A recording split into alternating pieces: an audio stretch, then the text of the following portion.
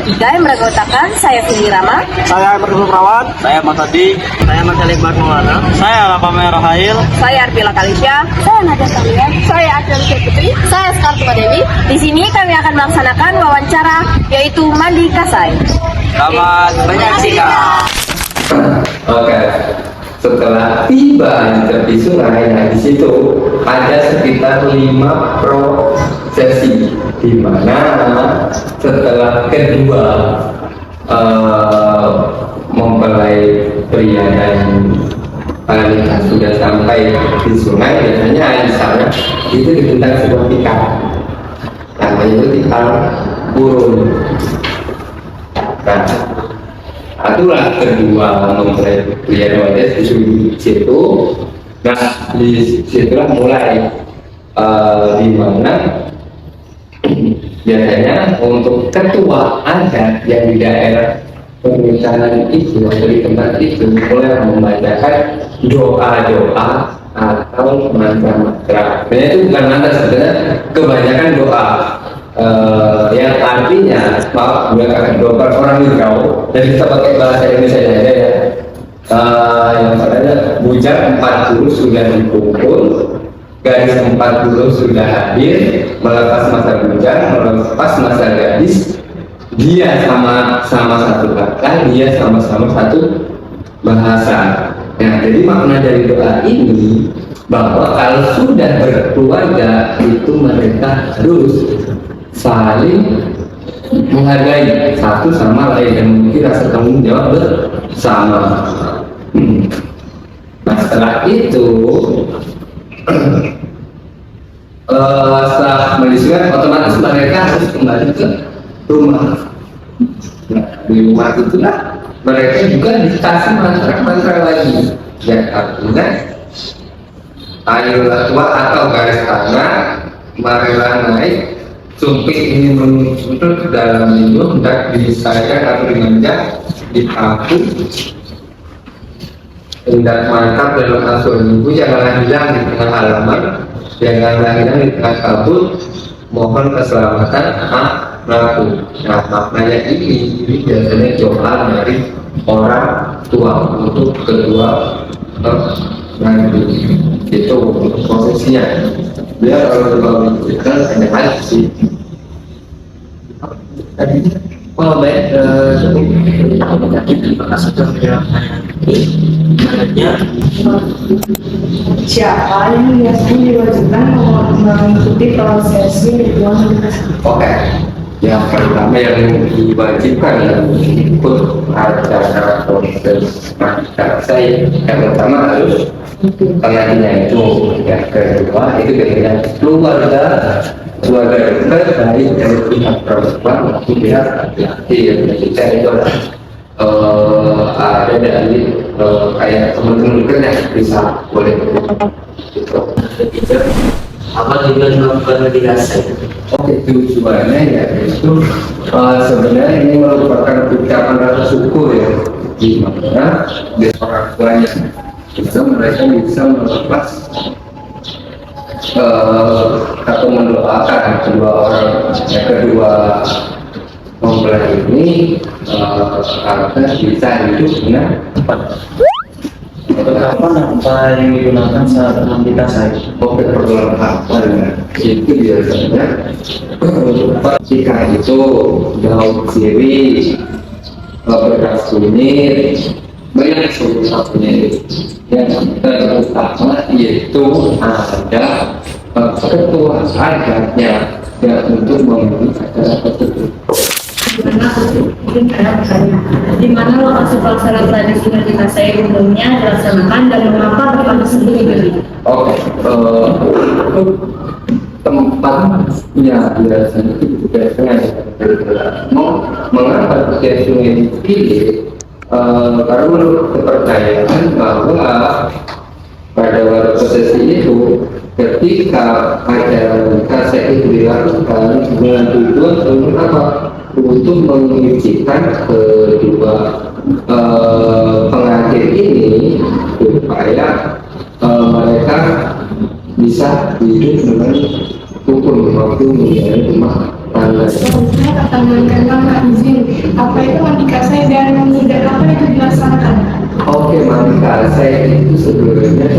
diadakan mandi pengantin dan dilaksanakan biasanya selesai acara perselingkuhan. Nah, untuk waktunya itu biasanya habis sholat asar sore. Dan sejak kapan? Ya, sejak kapannya itu dari beberapa literasi yang baca itu sekitar abad 17 itu pada masa Kesultanan Palembang ini ada pengaruhnya dari Kesultanan berdasar mereka tadi.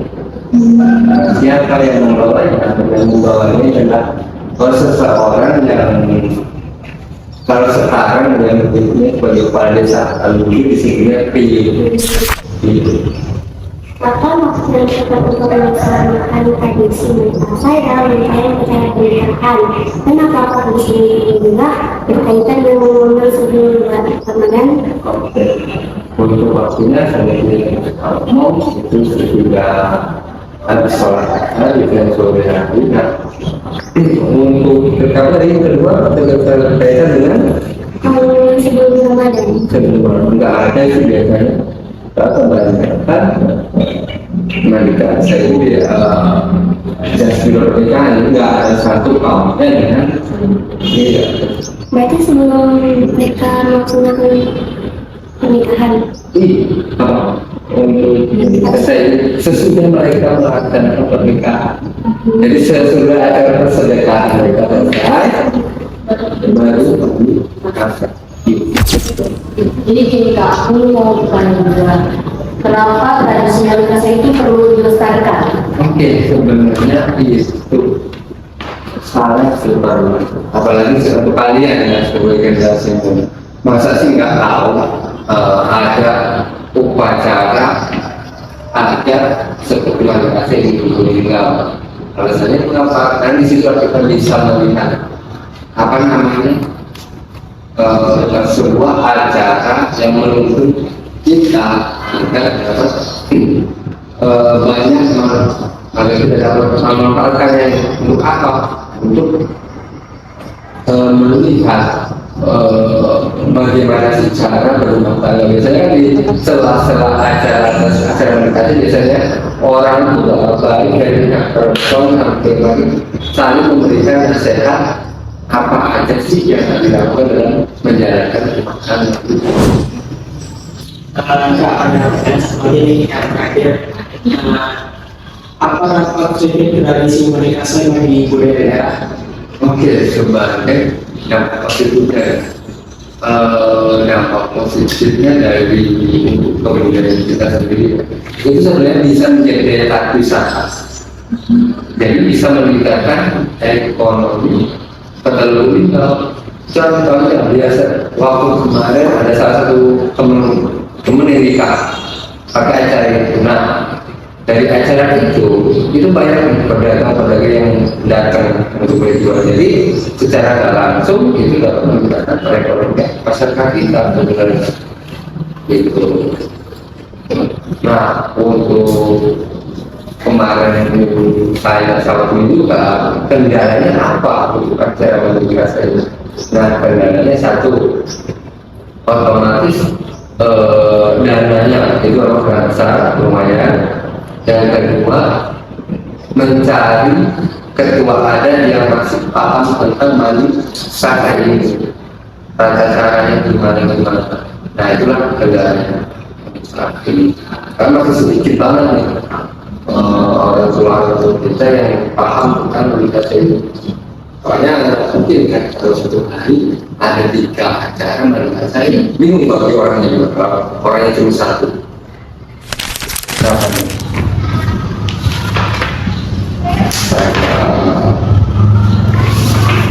Ada banyak prosesnya. Ini tadi kan ngomong ada harapan di sungai itu, di mana ini ada urutannya. Yang pertama itu pengantin laki-laki memakai kemeja putih warna putih.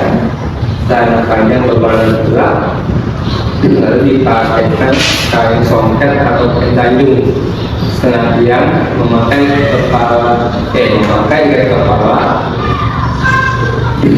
garis kepala atau hitam, dan lehernya memakai tapai atau dada berwarna klos, ujungnya menjuntai ke bagian dada. Nah, untuk yang pakai yang pengantin perempuan biasanya memakai kain lasem dan kebaya berwarna polos. Selain juga nah, bagian kepalanya biasanya menggunakan sanggul nih yang cewek, yang biasanya biasanya pakai untuk melihat masing-masing berjumlah baju dengan 3, 5, 7. Nah, untuk posisinya biasanya ini pengantin perempuan biasanya lebih cepat. Nah, untuk yang posisi pengantin cowoknya itu biasanya di belakang pengantin pria ini. Nah, setelah itu pasti iring-iringan itu pasti diiringi oleh musik kan, atau pengarah pengantin ya, untuk menuju ke sungai. Nih untuk fotonya kalian bisa lihat dulu. Kami ya Pak. Kami Berarti ya. jadi kita kalau ke sungai itu rame-rame. Setelah tiba terus datang ke sungai, di sungai ini istirahat. Nah, di sungai itulah baru melakukan proses mandi selesai tersebut. Yang pertama, ini di sini dituliskan ketika pengantin dan rombongan sampai di sungai disiapkan. Yang pertama itu adalah dibentangkan selembar tikar harum untuk kedua pengantin dulu. Yang kedua, melaksanakan langgar yang dilakukan oleh pelara laki-laki sambil membaca mantra-mantra. Tujuannya supaya pasangan pengantin merasa mantap dan ikhlas meninggalkan masa remaja mereka dan siap menjalankan tugas untuk hidup berumah tangga. Nah, setelah macam-macam ini pelara melahirkan pengantin dengan cara memeras air jeruk nipis secara bergantian di atas kedua pengantin. Pelenaran ini dilakukan secara bergantian sehingga masing-masing pengantin mendapatkan 3 atau 5, bisa digaji dari 3, 5, 7 perasan air jeruk nipis. Kemudian barang untuk barang itu pasti kalian bingung apa sebarang itu. Nah, pelarang itu biasanya orang yang membuat proses upacara. Nah, setelah acara itu selesai, masing-masing pengantin untuk dipakaikan basahan, kemudian diajak masuk ke dalam sungai. Nah, setelah itu pengantin dia disuruh mandi di sungai. Nah, setelah kembali ke rumah juga itu ada acaranya lagi. Apa itu acaranya? Ya. Acaranya itu yang pertama itu ada disambut oleh keluarga pasti mereka datang ke rumah itu. Kedua dari ayah menantu dari di berada kecil di atas tangga menghadap ke dalam menjadi.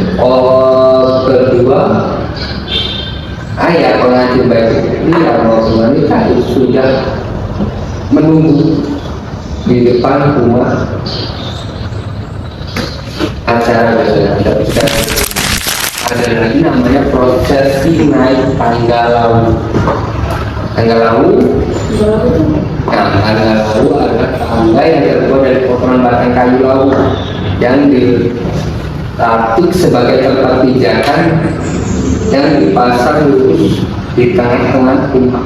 Biasanya di depan pintu kayak gini kita taruh tengah-tengah gitu. Untuk acaranya sendiri itu ada biasanya dipegang ayah dari pengantin pria maupun ayah dari pengantin wanita gitu. Oke, ini yang selanjutnya ada tabur resmi dalam satu. Itu merupakan prosesi yang menampilkan setutup beras yang sudah dicampur dengan kunyit, nah yang dihaluskan dan dikeringkan di atas kepala kedua pengantin.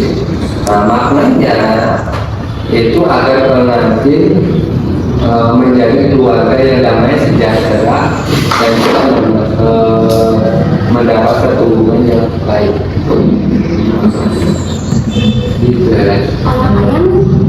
Dan ayam, ayam itu biasanya dikasih makan. Nah, otomatis kebanyakan hanya sebagai syarat atau simbol aja. Kalau ayamnya suruh makan beras yang ada di situ, kan itu ramai orang tuh. Kebanyakan otomatis ayam itu kan bukannya makan tapi lari.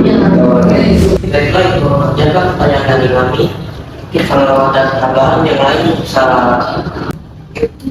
kalau tidak ada mungkin terima kasih telah menjawab pertanyaan dari kami. Jika kami ada sangat datang mau ngomong ya saya. Sampai sini aja kami tutup. Terima kasih yang telah menyaksikan videonya. Kami akhiri. Wassalamualaikum warahmatullahi wabarakatuh. Dadah.